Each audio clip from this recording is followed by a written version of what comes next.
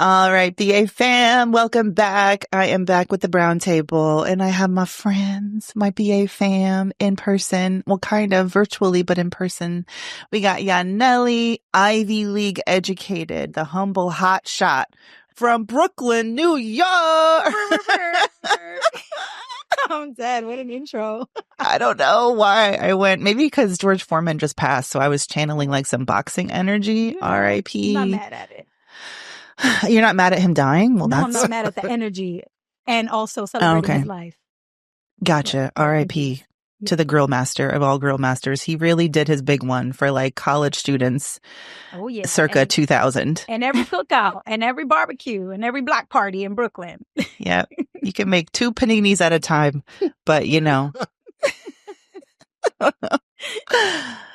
Oh man, I inherited my parents' George Foreman griddle. I think they had like other things than just like the press, the Michael Scott, you know, the one that I forgot to introduce Chris and Chris. I was gonna say, I was like, at some point I'll get introduced. I wasn't gonna rush it, but I was like, I know she's gonna just completely forget. Speaking of Brown University, where our Ivy League humble hotshot attended college, we're also joined by Chris Brown-ing.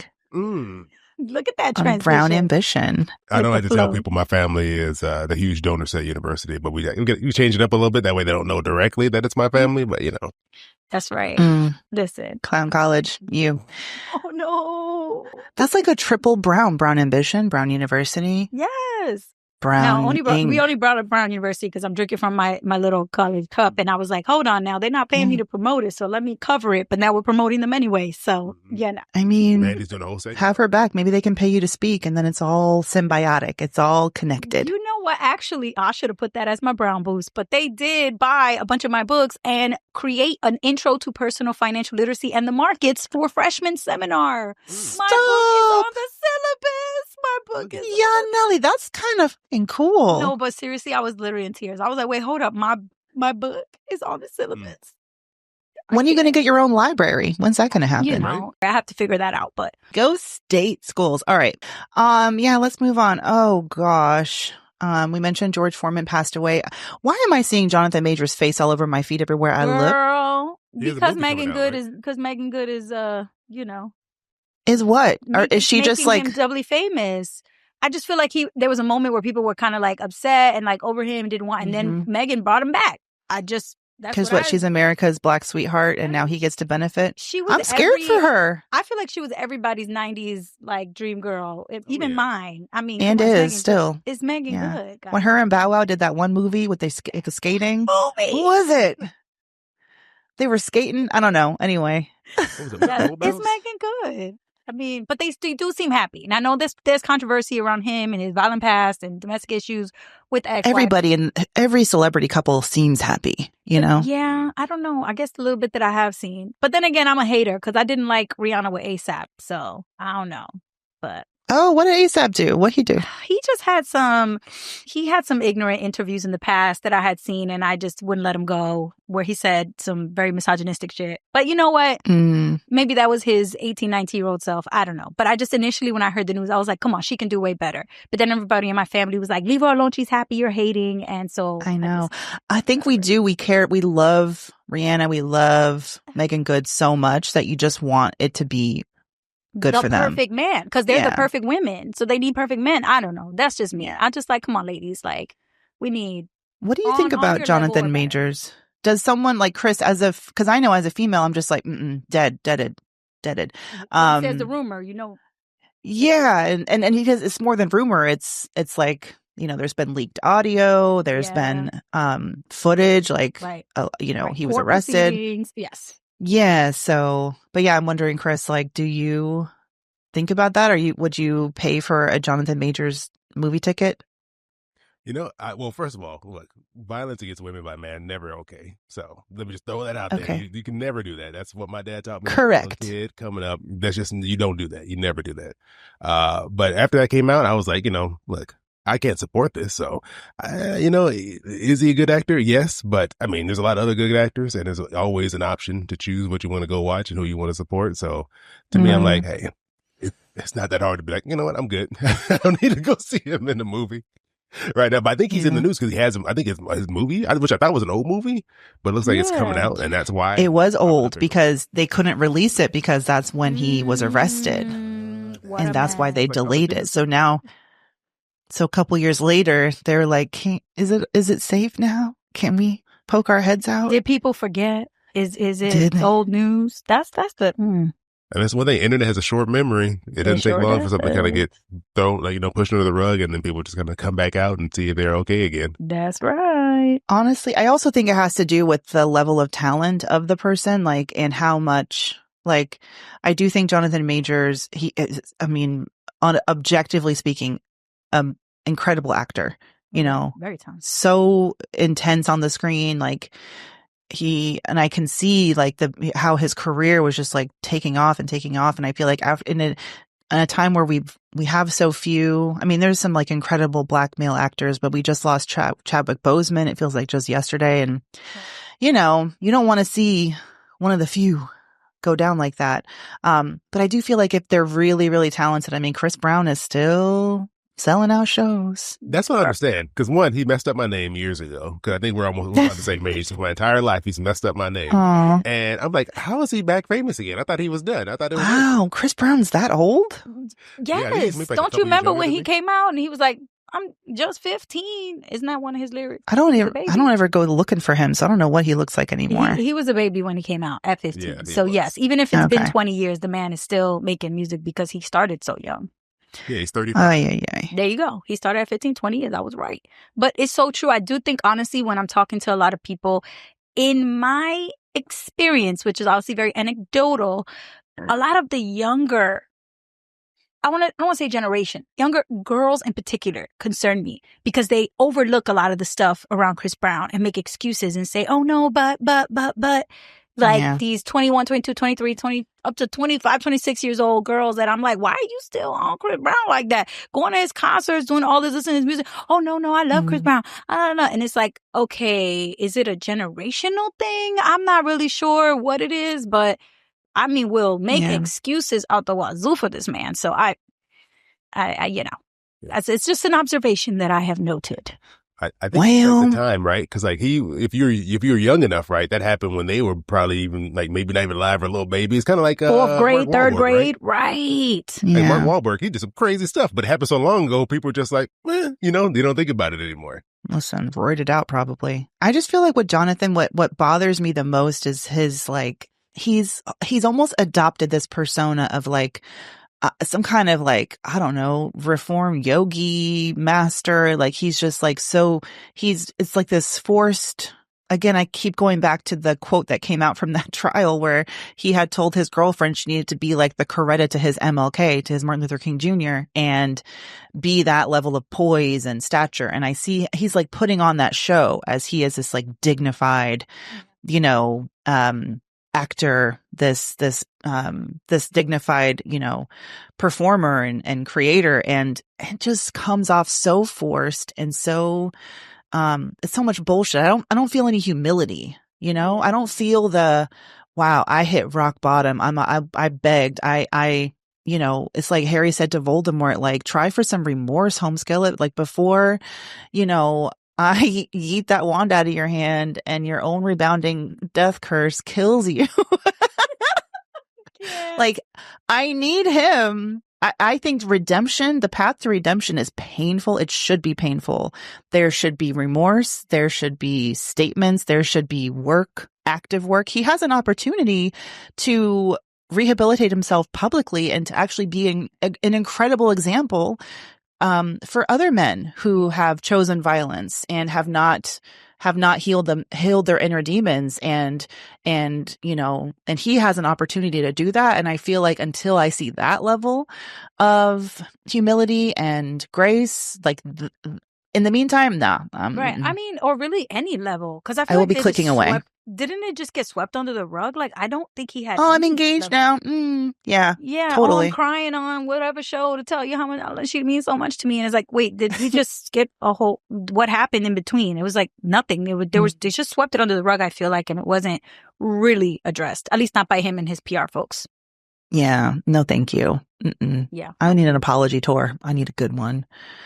And What else is happening? Can I confess something? Girl, go for Do it. I want to confess this? It's the brown table. What am I going to do about my Tesla, y'all? Girl. What am I going to do? I feel like such a fucking clown. I mean, put a sticker on it that says, I got it before Elon went crazy. I was literally thinking about that on the right. I'm like, is there a bumper sticker I could put on this car before you slash my tires? Please. They please. are viral. They are viral. It's paid off. I've had it since 2021. Like, please. Did you see the thing where I think it's a company called Polestar? They do the other electric car. I think they're under Volkswagen now or Volvo. I forgot the company they're under, but they're offering incentives for people to trade in their Teslas if they want to come over. I need one of those. I need Rivian. I would love a Rivian because, like, I feel like Rivian is now the progressive. I feel like brands are so politicized now. Oh, Rivian is totally benefiting from Tesla's downfall. Totally. Exactly. Actually, no, my boyfriend's brother works at, let me not put his business out there. He does work at Rivian though, but it's so funny. Let me get a discount code. Girl, I'll hook you up. If you want to make it happen, I got you. I will publicly, like, put the Tesla in like one of those machine, like metal shredders. I'll do whatever, like to do a stunt like that to get a different car. Cause I feel gross. I feel gross riding around in that. You definitely need Musk machine. Go to a Black-owned business that does like custom stickers and get one that says, I bought this before Elon went crazy. And then you're supporting a Black-owned business's creative business and making sure people know your position, covering yourself. Because I'd rather just get rid of the whole thing, though. But in the meantime, while you're in transition, you need something to let people know. Putting nothing on your Tesla and just leaving it parked outside in New York City is dangerous. Yeah. It is. Have you seen people put badges on it to make it look like it's a Nissan? They put like a Nissan logo to be like Altima or something like that. They're trying to come on now. They do whatever they can. That's kind of funny. I would let them slide on that. That's kind of funny. They doing something.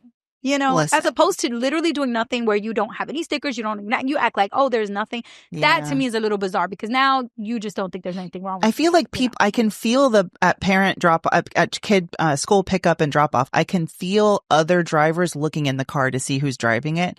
And I'm just like, I'm a Black woman. I know it's incongruous. Like, I would explain it to you, but I don't have time. And like, just if you see, girl, they would be like, oh, see, I'm going to get a sticker. All right. But what's this Polestar, people? Like, what kind of car is that? What am I going to get? Everybody's talking about it, but look, I don't know. Is it EV? You got to, yes, EV. You have to go test drive it versus a Rivian because otherwise you won't know, right? Like, you just got to go test drive them. But everyone is talking about Polestar. Like, this is the one I want instead of my Tesla. I've seen that a couple different, in particular, Black women that I'm friends with who have posted that. Okay. All right. Well, help you other Black woman. Who's your friend? She's a doctor too. So, she's trying to not look bad when she pulls up to the hospital in her Tesla. Wait, while I'm thinking about our listeners real quick, which I always do, but y'all need to be leaving some reviews, please. I would love y'all to go to Apple Podcasts and leave a review for the show because it's been quiet over there. And I feel like I should probably read one out loud because when we used to read reviews out loud, people would be like, oh, I want to get my review read. So I'm going to pull up a review. That is so cool. You should do it. It's true. Honestly, you know what it is? A lot of your loyal fans who come back time and time again have probably left reviews in the past, but it's okay to post a new updated one and just say, I've been rocking with the pod since back in 2017, 2016, 2015. Because those types of comments really, really make a difference with the review algorithms. No, they do. My goal is to be like the Awkward Black Girl YouTube channel of podcasts. How like everyone likes to tell Issa, like, I've been down with you since the ABG days. Yes, like I know.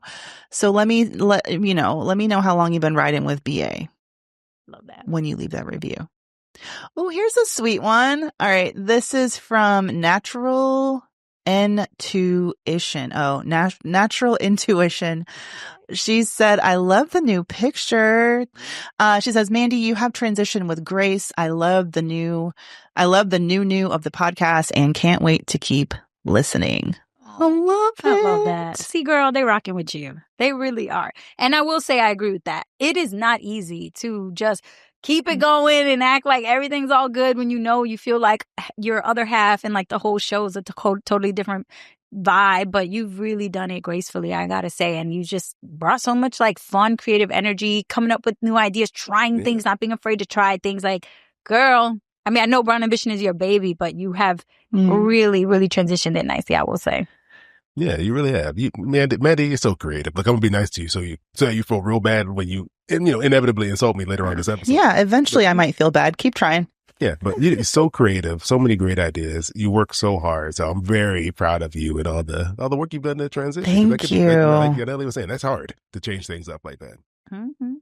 Thank you. And I'm just so relieved. Y'all don't even know. I've been editing the show myself for the past few months while I've been in between, like working out this network situation and like figuring out this new format. It's been so much. The level of stress plus my book. Oh my girl. Oh yeah, you've been right. I can't exactly like, you know how you're just like in it and you can't zoom out because if you zoom out, you'll just self-combust.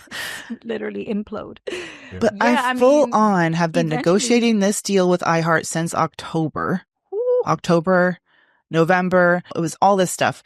And then I've had like 3 big book deadlines where I've had to submit multiple chapters. I have another one tomorrow. And at the same time, and the podcast being brand new, but at the same time, it's like, it's so exciting. These are blessings. I don't want to complain, but it is, I said 2025 smelled like money. I said that when the new year changed over. I was like, it really just smells like money. And, eventually so far, people are so going to good. be asking you, girl, how did you do it? And you're going to be like, I don't know. I don't even remember. I don't even know how I did it. I just did it. And I just kept going like, oh no, I'll have something to tell them. 4 a.m. wake up calls. Don't get enough sleep. I think sometimes you have to be like, there's no like productivity hack sometimes. The hack is you work your ass off and you know that you can't sustain it at that level. I know I wasn't gonna be able to edit the show forever. I didn't fool myself to think that. But I knew for the interim, like this is a temporary thing. I'm going to find an editor with all my free time. And I finally did. And like now that's off my plate. Shout out to Carla. And to Courtney, Black owned, Afro Latina owned, editing, company. So very excited for that. My sister, speaking of which, I visited my sister in Wisconsin. How's she doing? She's doing so much better. BA fam, I might have shared a little bit. My sister donated a kidney. She's a living donor, a God angel on earth. And for all of her trouble, she ended up with a very rare complication. So for anyone who's thinking about organ donation, already we knew it was a serious surgery, but it's obviously quite common-ish. So anyway, you really hoped, the surgeon had done a gajillion of them. So you hope that it's just going to be textbook, but she had a rare complication which caused her severe, agonizing nerve pain, which is, do y'all have experience with anyone who's ever had a nerve pain condition, chronic pain? But it's the worst thing about it is the way that doctors don't really know how to treat it except for with really strong opioids. She left the hospital with MAD. She left the hospital with, Oxy, with fentanyl patch. She had been on ketamine, there was Dilaudid. There's these really strong, and they're we don't give these medicines to people who aren't dying of cancer. That's how painful it was. But thank the Lord. It took way too long. It's been over 2 months, but she was able to finally get some, treatment to actually target the nerve that's been damaged. And the worst part is that your nerves, there's some surgical intervention. Obviously I'm not a neurologist, but in her case anyway, it has to heal itself. There's probably not going to be, if we just go in and put this Band-Aid there, whatever. That's not what they would do, but you know what I mean? So, Band-Aided. But she was out of work, and well, yeah. My heart goes, being able to work in all that pain. How the hell? Plus with the medication she was on, I said, Mallory, don't be telling anybody. By the way, I shouldn't probably have said how many, but she doesn't have them anymore. She's off of the really heavy ones, which is part of the good thing, but it's so hard to treat chronic pain. And then she burned through her sick leave, burned through the FMLA even. Yeah, it's really tough. Damn. She gonna have to plan a sabbatical at that point. Oof. I know, that's so hard. Yeah. How's she doing now? Percentage wise, where is she at getting back to normal? Honestly, every day, I mean, I was there for 4 days and I think we had 2 good days and 2 not so good days. And it really depends on if she can stay on top of the pain with her medication. So is she taking it at the right times? And sometimes you're sleepy and you miss a dose or you're late with something. And then the pain, it's hard to catch up with the pain medication at that point. And then also she is my mother's daughter, as am I. And we have a hard time. Actually, I'm really good at taking a rest. These two though, they on some other ish. They cannot sit still. They want to be cooking and going out and about and cleaning dishes and folding shit. And I'm just like, you guys, I'm laid up on the couch. Cause whenever my mom is around, I'm fully 15 again in my head. I'm just like, Mom's here. Mom's here. And so, yeah, so she, you know, would do a little too much and then it would be a tough day, but yeah. It's hard. Some people though, Yeah. like they're just wired that way. Like my oldest sister, there's 9 siblings in my family, and the oldest sister, the firstborn, she is like, yeah, she's like your sister and your mom. She just cannot sit and rest. I mean, she just, it pains her to not feel productive in whatever way, whether she's doing laundry, cleaning, cooking, dusting something, out in her garden, doing stuff. I'm just like, girl, what? Like she has a garden. She lives in New York City and she has a garden out in her yard so that she can constantly be doing, you know, because otherwise, yeah, like mentally, I think she feels drained when she's not quote unquote productive. But that is just, it takes a toll on your That's crazy. health. She feels drained by not doing something. Mentally, right? You explain that. Mentally, because that's the thing, right? Like eventually the draining switches over from your being mentally drained to now physically your body's literally telling you you need to stop, you need to chill. And then eventually when it gets to that point, it's like it's a little late. Now it's never too late, but of course it's late because you've been constantly pushing yourself past the point of that is reasonable.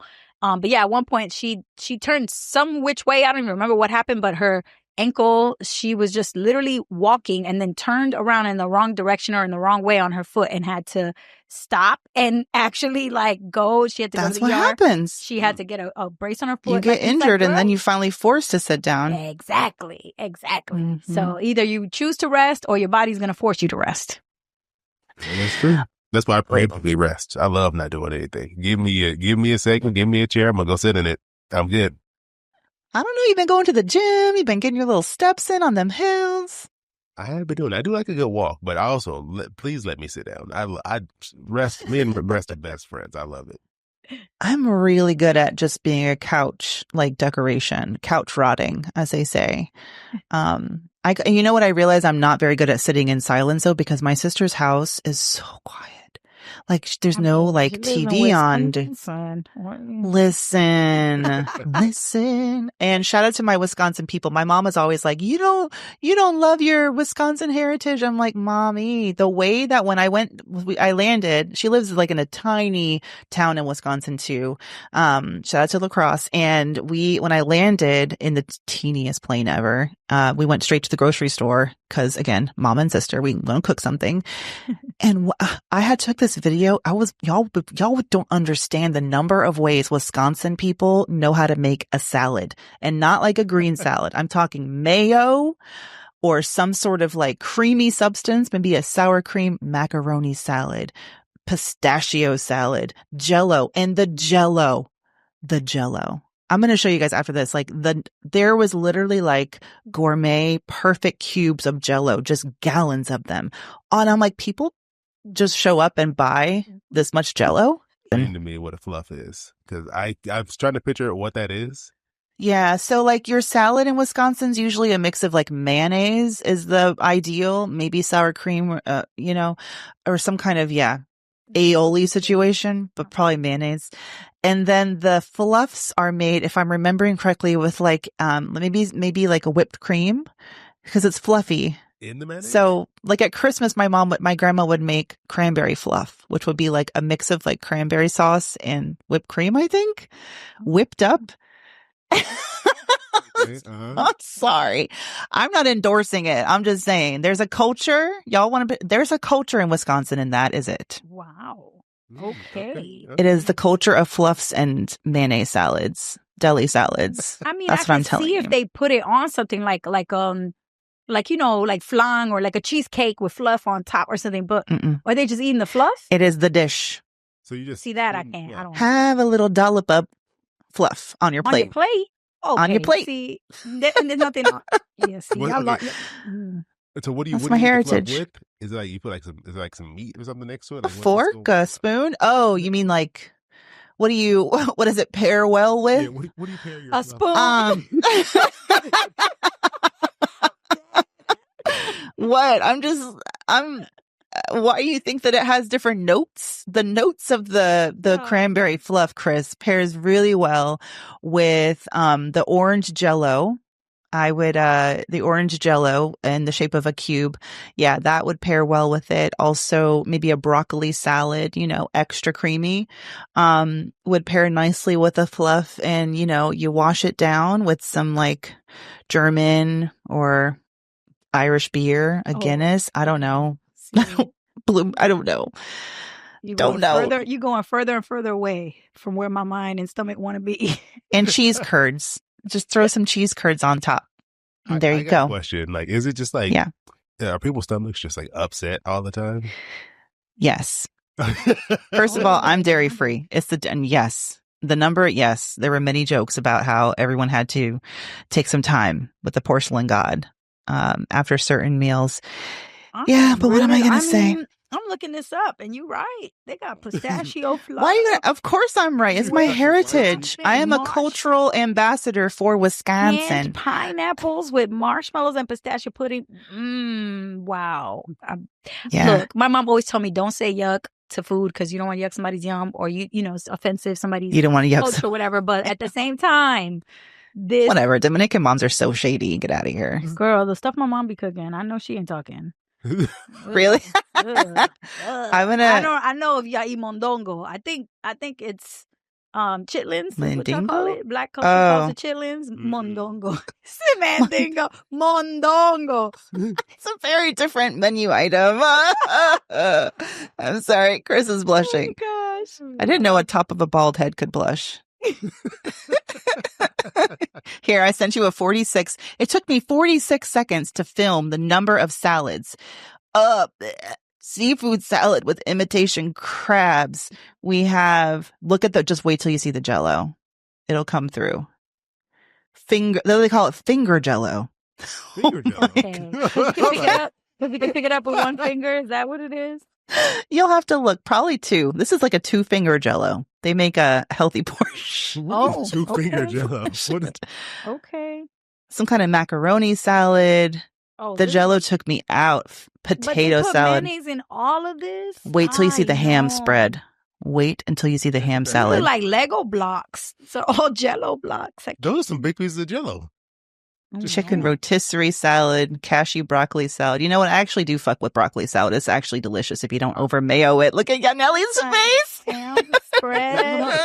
Ham spread sounds and looks. Bacon ranch salad, poppy seed chicken salad. Wow. Bacon cheddar rotelli pasta salad. But people really eating this because it's like half of it is missing off the Summer fresh pasta salad. Of course, tuna salad, the OG, macaroni supreme. And I see peas. There's some peas in there. There's a pistachio fluff. Told you. I don't lie. I could have kept going. You learned something today. You know what? I dedicate this part of the show to my grandma. Shout out to Doris Dutton, nay Ninneman from Brown Deer, Wisconsin. Shout out to James Dutton, my grandpa. May they rest in peace. Right. And my mom, Lori Dutton. If y'all didn't know, now you know. That's where I come from. I actually was born in Georgia, born and bred, around Atlanta. But yeah, I do have my Wisconsin roots. Yeah, I was about to say, where are these Wisconsin roots? Because I thought you were from Atlanta, but okay. My mom is from Wisconsin. She moved out. She's a brave lady. She moved I grew up Irish Catholic, family of 5. Mom was a school teacher. Dad was a brick mason. Then at like 18, her and her best friend were like, let's go to Atlanta. It seems hot. It seems popping down there. I don't know where they got their news at the time. So they hop in the car. They don't go to college. They move to Atlanta. They get jobs as waiters. She meets my dad at an IHOP. They're both waiters. I was going to get into some of my brown boost a little bit, but I'll do it now. But like I always felt this need to be sparkly and fun and charming and successful and talented to warrant my space in that family, like that side of the family, because I feel like it was stories like that I was told from starting getting real deep. We went from like finger jello to racial trauma, but like, yeah, the fluff. Exactly. I thought really, and the bar in real life was so low. It was cranberry fluff, and I was trying to be Michelin star. You know what I mean? To have a seat at that table, but I really didn't need to try that hard. But I did. From a young age, I felt so out of place on that side of the family that I did think that in order to like be accepted, I had to be exceptional. And that probably came from them like looking at me like, you'll never be good enough. Like, who that black baby? Right. Where's my pretty white baby? They gave you that vibe of you'll never be good enough. You didn't come from nowhere. You didn't come into your head out of nowhere. Right. That's the fact. Okay, girl. Well, you know, I couldn't help it but look it up. And there's so many interesting things here. Flutternutter. It's a sandwich made of marshmallow and peanut butter. Peanut butter. Yeah, that's delicious though. You ever tried a peanut butter fluff sandwich? Delicious. Okay, now that one is eaten in Wisconsin, but it didn't come from. It comes from the New England area, so Massachusetts is where it started in the 1900s. And then you got Watergate salad. What? Pistachio pudding, whipped topping, and canned pineapple. Is called a Watergate salad. My grandma what is it called? Pistachio.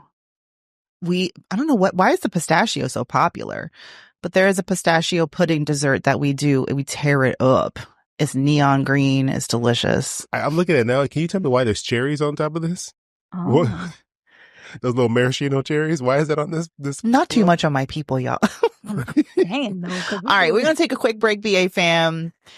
I hope that you weren't eating while you were listening to this. We might have made you regret that choice. And if you're hungry, then maybe you should see your pastor about that, or your spiritual guider, your spiritual guide to find out why.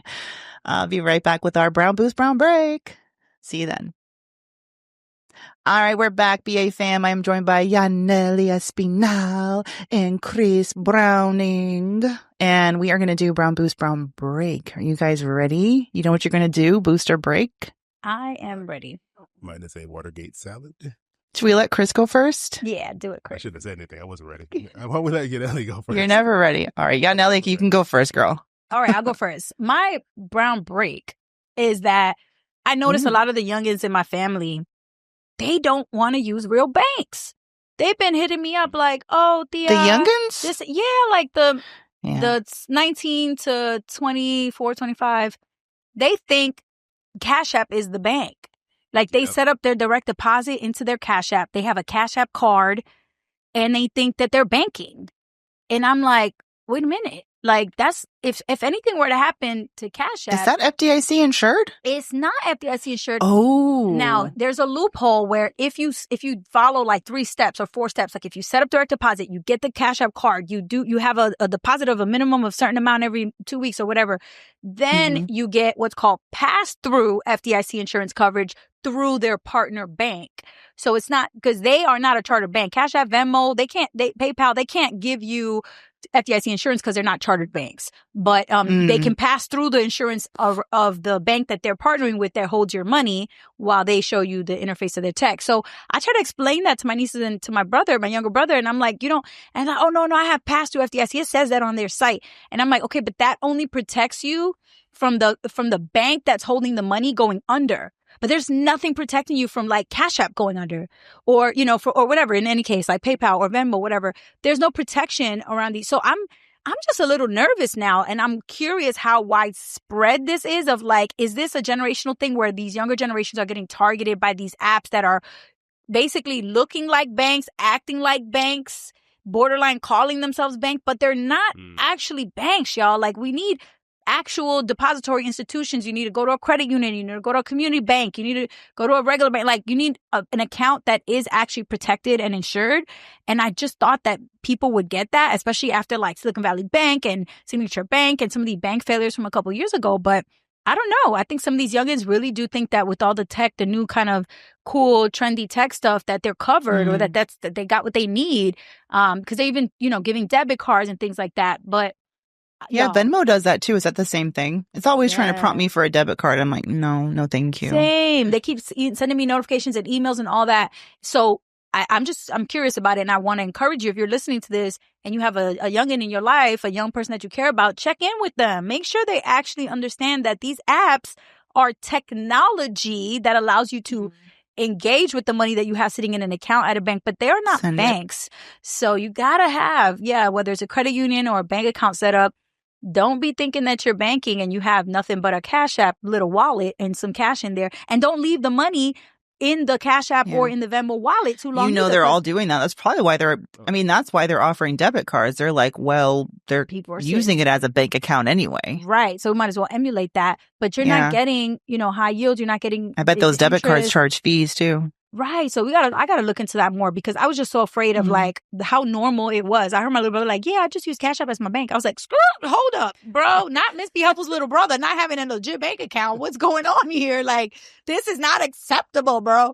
So anyway, just talk to the young, check in on them, because unfortunately, I do think these tech companies go out of their way to make young people think, hey, it looks like a bank. It functions like a bank. When I log in, it has a debit card and like it must be a dollar sign. Yeah, it holds my money. It must be a bank. And unfortunately, that's just not right.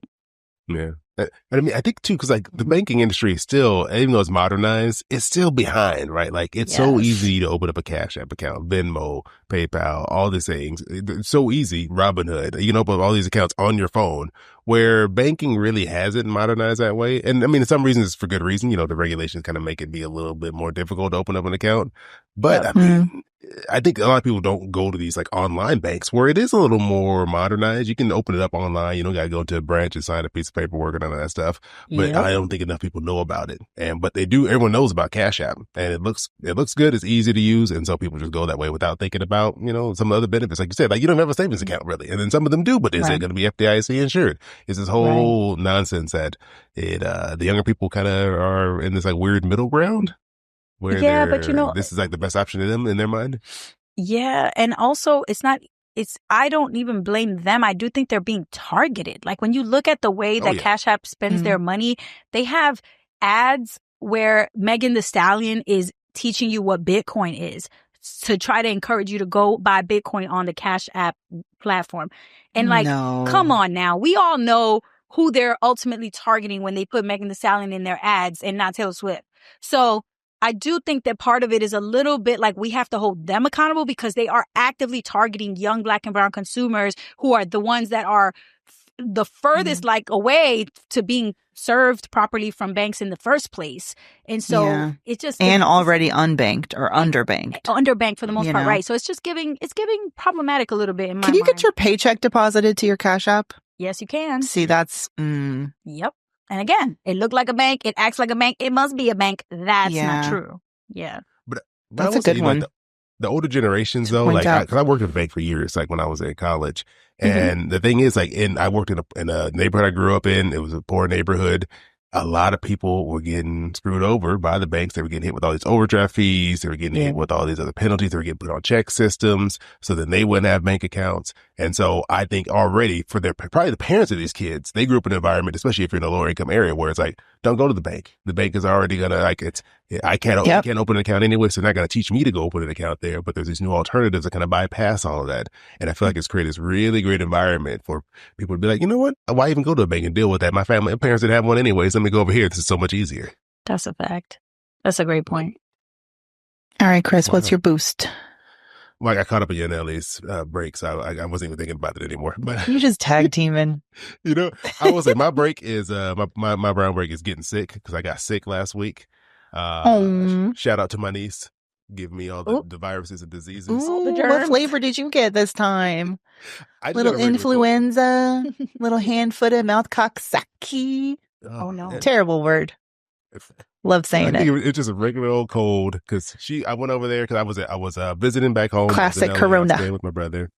Her nose was running the entire time, just constant flow of snot out that nose. And I know she got me. Wow. She's all cute, but at some point I'm sure she sneezed in my eye or something. And then now if you started eating your lunch because you didn't want to eat it in the first half of the show, because we were talking about too many salads, and you started right now, I'm also sorry. People are gonna end the episode just nauseous. That's what's gonna happen. Do you have a go-to cold remedy? What do you do? Dudes have the funniest things they do when they're sick to get better. Go ahead. I just rest it out. That's all I do. I do nothing special. Okay. I rest it out, give me some vitamin C, drink some tea, eat about 3 bags worth of cough drops. And then, at some point you start feeling better. 3 bags. All right. Just 3. I had a friend who said he just drank gallon after gallon of water to flush it out. I'm like, you're going to unsalinate your blood and your fluids and you're going to fucking end up in the hospital. People talk a lot about dehydration, but there is such thing as overhydrating. Chill out now. Chill out now. But the Godspeed you gotta to get them. that water in so you can sweat it out. You got to sweat it all out. You got to take a bunch of naps. And then, it took me about a week and I felt normal again. Oh, yeah. Ooh, speaking of that, I don't know. For some reason, when you said sweat it out, I started thinking about my brain moves really fast. It was like hot yoga, meditation. I'm doing a sound bath tomorrow. I'm very excited about that. I love that. You never tried one, Chris? Mm-mm. You would like it, Chris. You would like it. I've done a few of them, and especially since I moved to Miami, they do a lot of them down by the beach, which is so beautiful. Ooh. Every chance I get, I'll just go out. It's so nice. So, Mandi, where are you doing this? Is it at yoga studio? It is at an actual sound. Like, this is what they do. And so I've only done it once before, but it was so exquisite. Like, the feeling that I had, I just wish I could have floated and wish I didn't have to get in the car and drive after, because I was just so, when you're really focused on the meditation and when you get to that, and it is a practice, like I have to do it and practice at it.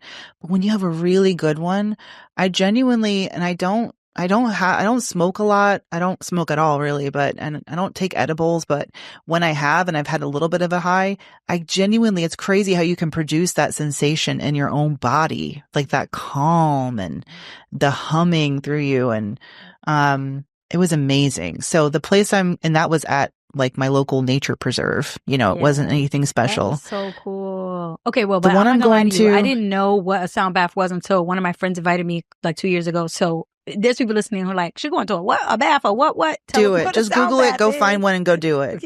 True. Yeah. Learn by doing. I mean, it's the one with the bowls where they make them.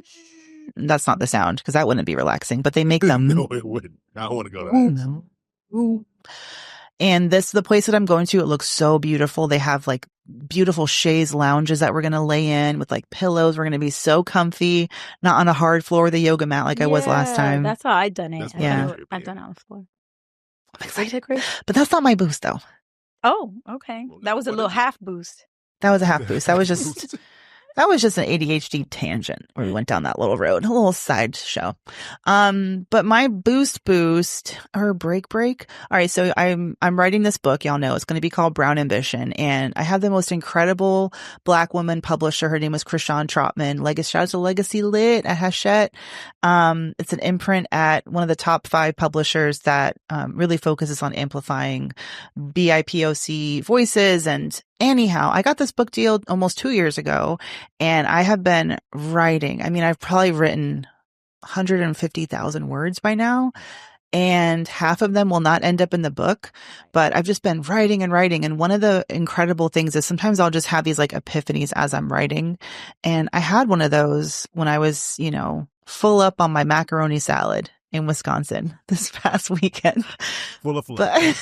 But, yeah, just belly full of fluff really brought it out of me. But anytime I'm away from my children, I'm like, oh, I'm going to write all day. And so I had this intense writing session, and it's in the chapter where I talk about my therapy journey and how I have found a lot of so I use a particular kind of therapy called DBT that I just graduated actually from I think I might have told you guys that a 20-week DBT training thing. And anyhow, and I'm trying to connect the dots between how these skills that I've learned, these coping skills for stress, can really apply to, your finances and your career and all of that. And as I'm writing it, I'm starting to think about just the word ambition and how I've always, and Tiff and I talked about before too, we always sort of had this dual way of thinking about ambition. It's amazing. We want to celebrate it, but ambition can sometimes drive us into really unhealthy habits and really unhealthy ways of soothing ourselves. If I just get this money, if I launch this business, if I get this, if I get this accolade, if I succeed here, then what? Then like in that blank space, like what would you fill that with? What is it that you're really chasing? And I had said my whole life that it was around financial security, raised by a single mom, saw my mom go through a divorce, financially, insecure. And then also my dad had his issues. And I went to school thinking, well, I don't want to be unsafe like that. I don't want to be insecure like that. So I'm going to make as much money as possible.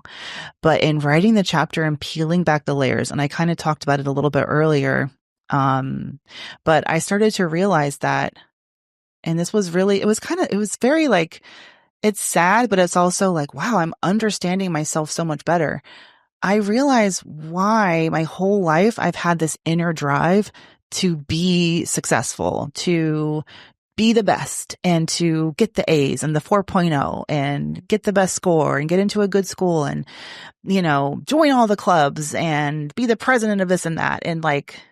And then put so much on my plate that I wind up suffering because, I've taken on so much for not the right reasons. I've taken on so much because I wasn't chasing financial security. I was chasing like self-worth. I was chasing this idea that I have nothing else going for me but the things that I can do, accomplish, earn, get, create. And it's almost as if so now my mind has caught up to I can intellectually, I've caught up to how I was processing and why I was doing that. And what I've realized is success and ambition, that's a form of trauma response. Yep. Success and ambition, it can be a trauma response. For me, it's a trauma response. And you think about girls in school who, act out as a trauma response. They're angry, especially young Black girls, the ones who were acting out, getting into fights. What do? They get arrested. They get suspended. They get put away, and no one looks at them and says, what's going on? Why are you coping in this way? But they get, so they get that end of the spectrum. And then you have me, who, as a response to trauma, I am over exceeding expectations. I'm achieving. And no one ever stopped and said, are you okay? Right. Why are you taking Excedrin in the morning so you can stay up for class because you spent all night, up working and studying because you have to get an A? And why are you not staying home when you're sick because you don't want to miss a day of school? Why? And my mom was never putting that pressure on me. And it just, I'm getting chills now because it's just, I'm in the middle of this process of just figuring that out. And so I wonder, BA fam, how many of y'all listening, how many of y'all does that resonate with? Because I do think the high achievers, the ones who are, getting everything right and being perfect, I've seen in myself how that can lead down a path to damage and destruction and pain. And it's just been really eye-opening and liberating to understand where that was coming from. And I hope that with this book, with Brown Ambition, I can unlock that realization for a lot of people that success can be a trauma response. But now that we know that, doesn't mean that we're not going to be out here doing incredible things, but it means we're going to learn how to sit down. We're going to learn that we can rest, that we're enough, that I don't have to do all the things to be worthy, that I can do what makes me happy and what is enough for me and find peace in that. And I got through that whole thing without crying. So shout out to Zoloft. So deep though. We're never going to have the right hair, the right skin color. I'm never going to be Black enough or white enough or whatever, rich enough or. Yeah. My accent's too thick. I don't have the right connections. My network doesn't span wide enough. I'm never going to get that promotion. It's you constantly think that, but to your point is if you finally face it and go, oh, this is why I've been like this my whole life, it can be very freeing. I feel like that's a beautiful thing. And why it can bring about so much good, but then so much bad. And how to find that, how to be ambitious in a healthy way. And then I was like, this is how I'm closing out the book. This is the best way to do it. So I think I've written the last couple chapters of Brown Ambition. And I think I finally have answered for myself what I want the book to be. I didn't want it to be another how to, I have so much more to offer, I think, than just And don't worry, that's going to be in there. How to negotiate, how to budget, how to pay off debt, how to be good at money even after you've been bad with it. Yeah, I love all that is there. But I'm also sharing a lot of that personal journey, and it feels good.